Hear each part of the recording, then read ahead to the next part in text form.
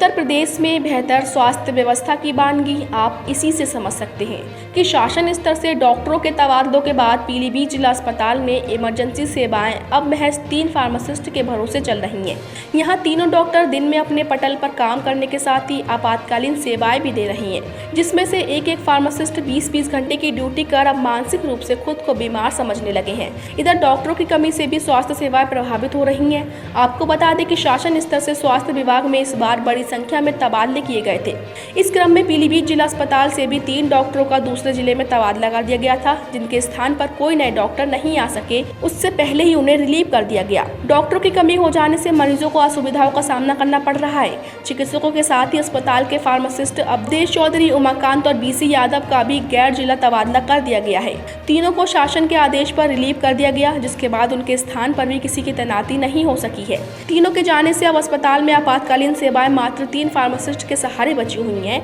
ऐसे में तीनों पर वर्कलोड इतना बढ़ गया है कि वह बीमार होने की कगार पर आ गए हैं। एक फार्मासिस्ट 20-20 घंटे का काम करने पर मजबूर है। ऐसे में वह डिप्रेशन का शिकार भी हो रहे हैं।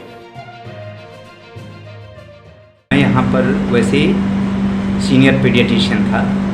हमारे जो मुख्य चिकित्सा अधीक्षक साहब थे विजय कुमार तिवारी, वो अस्वस्थता के कारण इसमें मेडिकल लीव पर चले गए, इसलिए एडी साहब द्वारा मुझे चार्ज दिया गया। अब परसों मैंने चार्ज लिया है। अब इसमें मेरे पास मैन पावर की बहुत कमी है, क्योंकि सबसे अस्पताल में मेन होता है इमरजेंसी।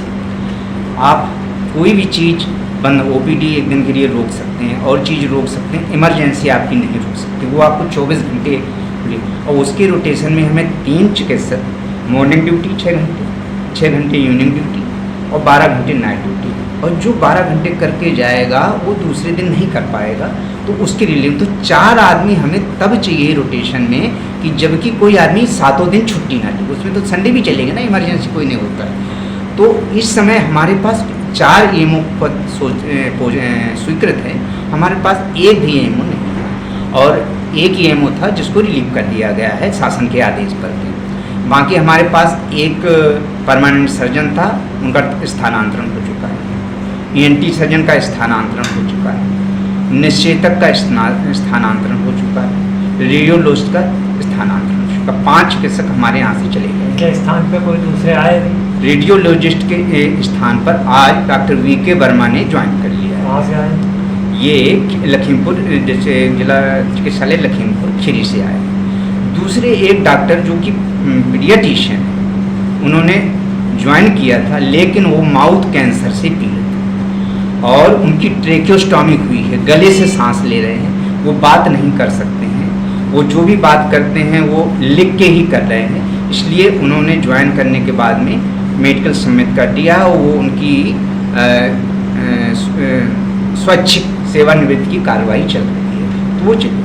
तो हमारे पास एक आदमी ने ज्वाइन किया, जो कि 5 लोग गए। फार्मासिस्ट हमारे पास 7 पद स्वीकृत हैं, जिसमें से 6 हमारे आदमी काम कर रहे थे, उसमें से 3 का ट्रांसफ़र हो गया है और 3 बचे हमारे पास, और उनका कोई प्रतिष्ठानी नहीं है हमारे पास में तीनों में। और हमारे पास फार्मासिस्ट के 8 काउंटर होते हैं। 8 में हम 3 फार्मासिस्ट 6 से अभी तक काम चला रहे थे। अब उसमें भी वही है कि 3 इमरजेंसी में फार्मेसी चाहिए रोटेशन, 3 और चौथा रिलीवर, क्योंकि जब वो कोई छुट्टी न ले तो 4 आदमी वहाँ चाहिए, जबकि हमारे पास बाकी हमें स्टोर खोल दें। अब इतनी कमी के पास, इतनी मैन पावर में कैसे अस्पताल